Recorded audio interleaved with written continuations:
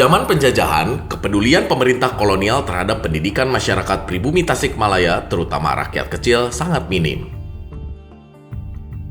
Berdasarkan catatan dalam koran Belanda Java Bode, sekolah modern untuk bangsa pribumi di Tasikmalaya pertama kali dibangun pemerintah kolonial Belanda pada tahun 1871.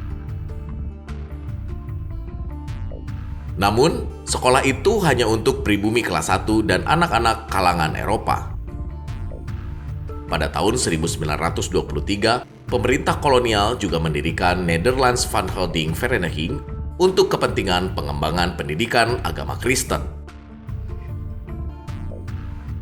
Melihat kondisi tersebut, para aktivis pergerakan Tasikmalaya memberikan perhatian serius terhadap pendidikan rakyat rendahan. Salah satunya Raden Ahmad Atmajaya. Ketua Paguyuban Pasundan Tasikmalaya era 20-an itu menjadi pelopor sekolah modern di Tasikmalaya. Ia berhasil memelopori kemajuan pendidikan dan pengajaran di Tasikmalaya. Pada tahun 1920, Ahmad Atmajaya mendirikan Balai Pawulangan Pasundan. Sejak dibentuk, BPP memusatkan kegiatannya pada pendirian sekolah-sekolah dengan kualitas standar untuk rakyat rendahan, menyusun dan mengembangkan program pengajaran nilai-nilai tradisi dan budaya Sunda, dan mengusahakan beasiswa bagi golongan rakyat rendahan dengan mendirikan Komite Stadivold Pasundan.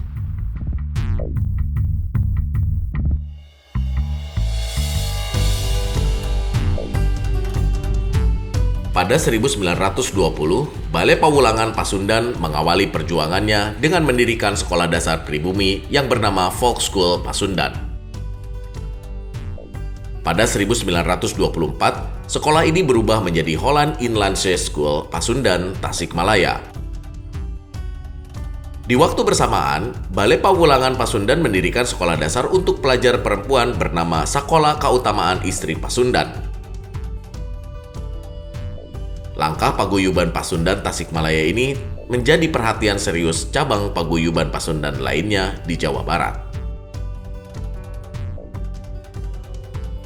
Pada 1928, Raden Ahmad Atmajaya bersama Balai Pawulangan Pasundan berhasil mendirikan sekolah menengah pertama di Tasikmalaya.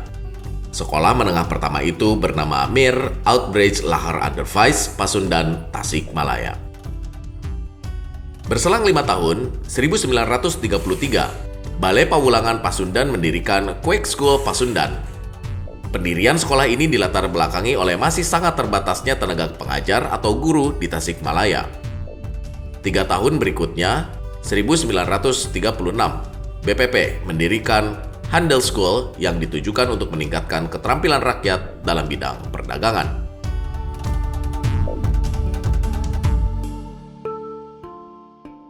Paguyuban Pasundan itu organisasi di pergerakan di Tasikmalaya yang cukup konsen dengan 3 hal. Pertama pendidikan, keduanya politik, yang ketiganya ekonomi.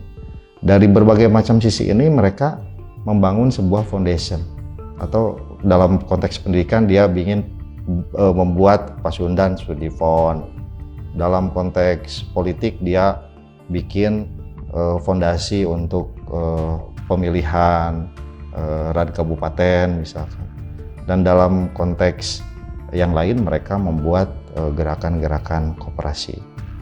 Khusus untuk studi fund ini ya, untuk kaitan dengan memajukan pendidikan bangsa pribumi, Pasundan ini selain dia membangun dan membiayai sekolah, baik sekolah dasar maupun sekolah menengah untuk rakyat pribumi dengan kurikulum yang modern, menggunakan kurikulum yang Belanda ya masa itu, mereka juga menghimpun dana-dana pendidikan bagi orang-orang yang tidak mampu.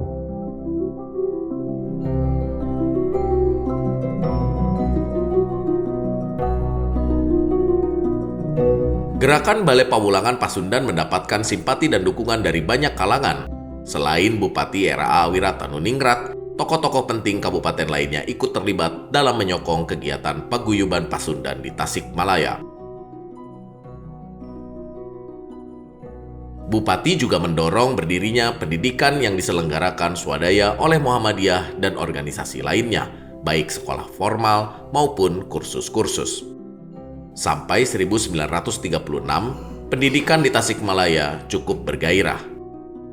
Masyarakat Tasikmalaya sudah terbangunkan kesadarannya untuk menyekolahkan anaknya pada pendidikan formal. Berkembangnya pendidikan di Tasikmalaya pada masa itu menjadikan daerah ini sebagai sentral pendidikan di Priangan Timur. Siswa yang belajar di Tasikmalaya banyak yang berasal dari Garut, Ciamis, Sumedang, Cilacap, Kuningan, dan Purwokerto. Sekolah-sekolah di Tasikmalaya telah banyak melahirkan tokoh pergerakan lokal maupun nasional. Tasikmalaya ini sentral pendidikan kedua setelah Bandung di Jawa Barat. Levelnya di atas Purwokerto untuk level keresidenan, asisten keresidenan gitu ya daerahnya. Tapi perkembangan pendidikan atau sekolah-sekolah yang modern di Tasikmalaya ini yang digagasnya yaitu oleh Pasundan itu. Balai Pangulangan Pasundan sebelum ada di Bandung itu digagas di Tasik dulu tahun 20. Setelah ada di Tasik Balai Pangulangan Pasundan lantas berhasil mendirikan sekolah rendahan, lalu sekolah tinggi, maka berkembanglah di Bandung, di Cianjur, di Sukabumi, bahkan di daerah-daerah lain yang memiliki organ paguyuban Pasundan di sana.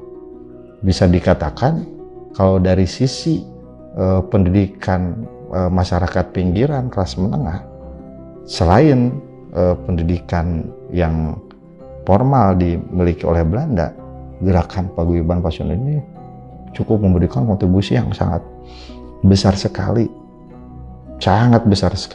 terutama pendidikan di Tatar Sunda, Jawa Barat, dan Banten. Dan itu dimulainya di Tasikmalaya oleh Haji Ahmad Atmaja dan oleh Raden Sutina Senjaya.